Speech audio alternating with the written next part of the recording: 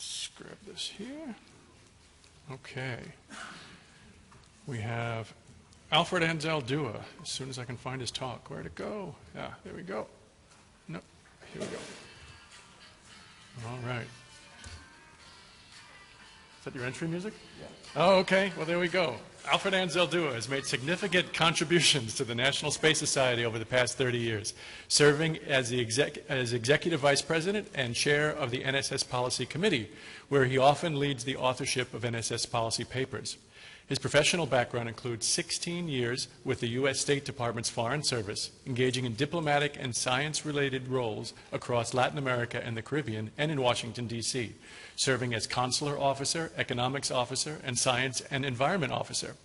In addition to his extensive NSS work, Al has authored numerous articles on space development issues for publications such as the Space Review, Ad Astra, and has given frequent presentations and exhibitions on space-related subjects since 1985. Alfred. Thank you.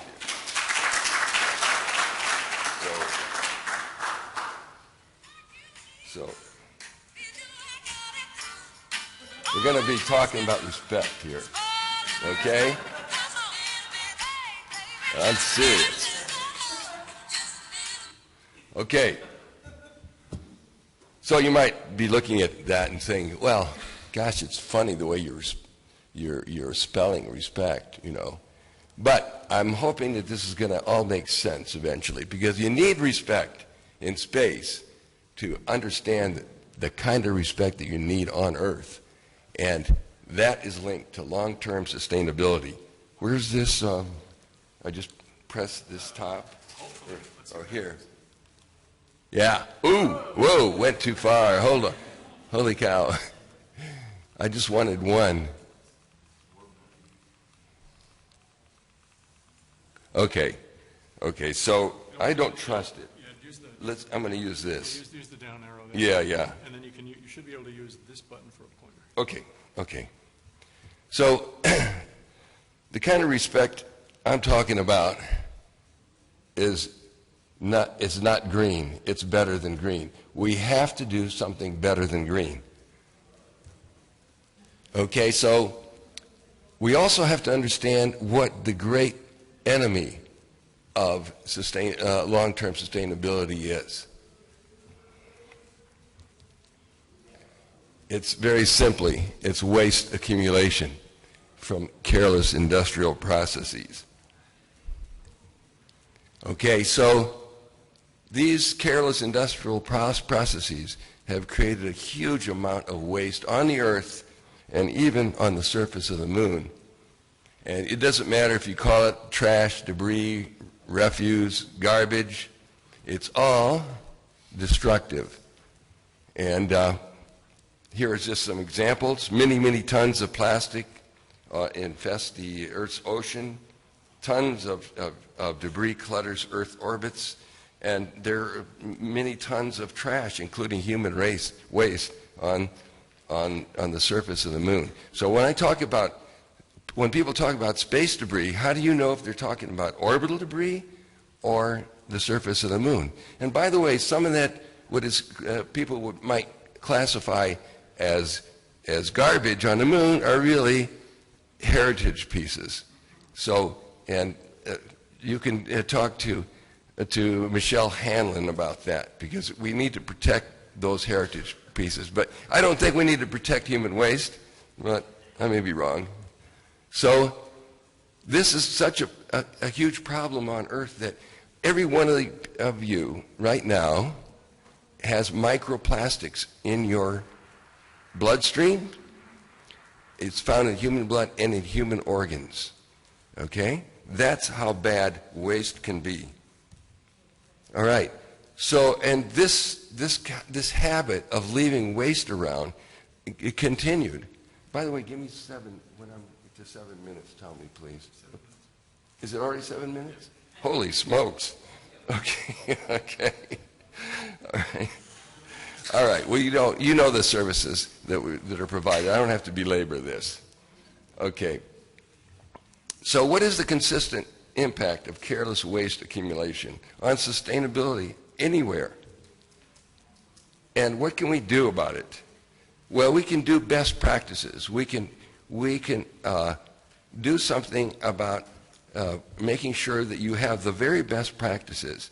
But unfortunately, there are no promotion of best practices in the Outer Space Treaty. Okay, well, Article in the Outer Space Treaty, Article 9, calling for cooperation and assistance, consultations. Okay, that's pretty good. That's a good start. But what about best practices, evolving from transparent consultations and cooperative activities among all space stakeholders, public and private?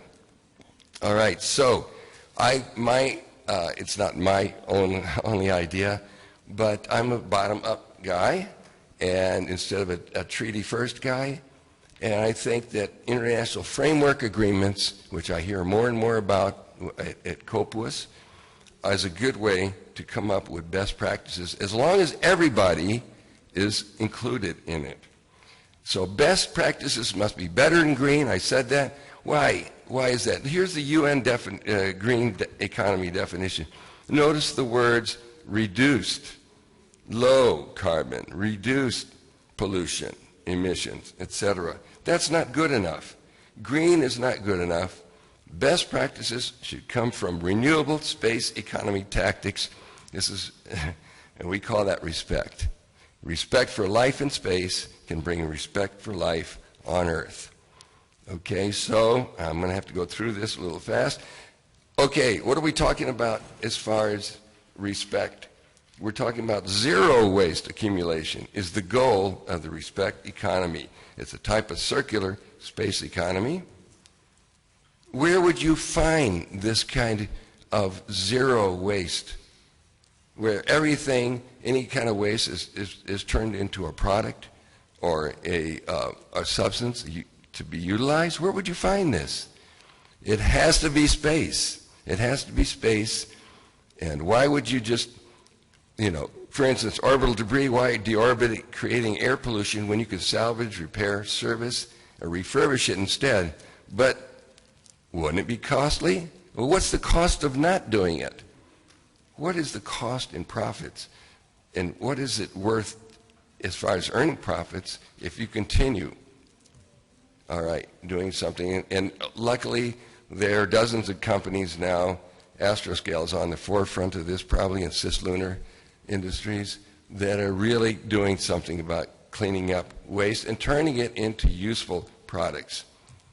All right, so living in outer space, too, is where you're going to find, you have to find renewable space economy tactics, because otherwise you will not survive.